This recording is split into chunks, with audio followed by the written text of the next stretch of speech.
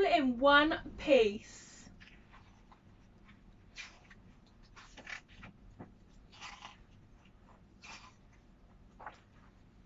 Mr. Large was getting ready for work. "Don't forget the office dinner dance tonight, dear," he said.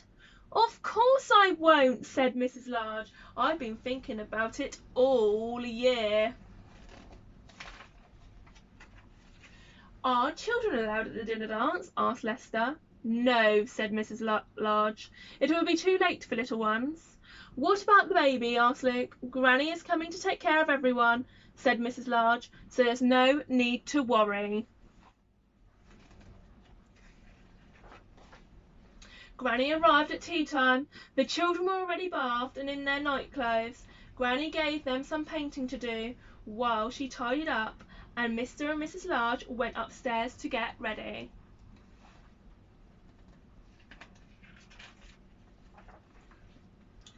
Luke sneaked into the bathroom while Mr. Large was shaving. "Will I have to shave when I grow up?" he asked, patting foam onto his trunk.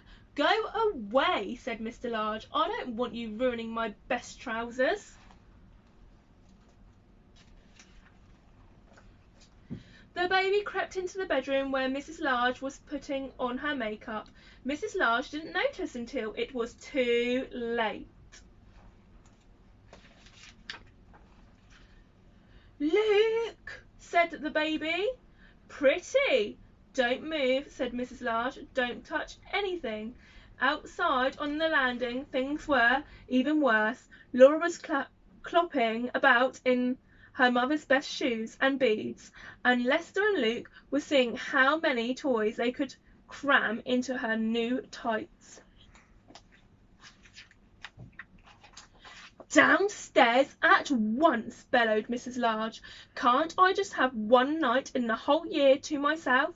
One night where I'm not covered in jam and poster paint? One night where I can put on my new dress and walk through the front door all in one piece?"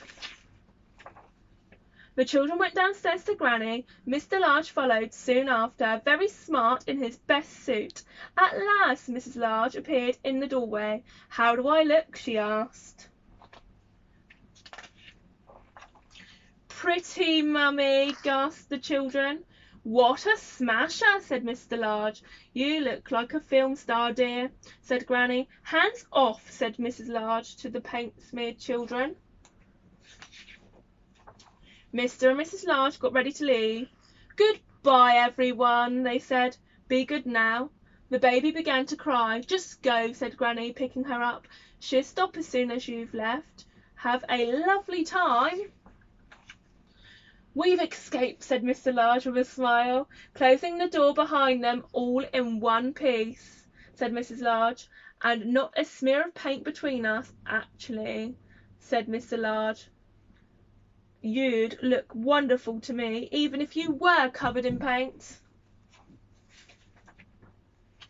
Which was perfectly true, and just as well, really.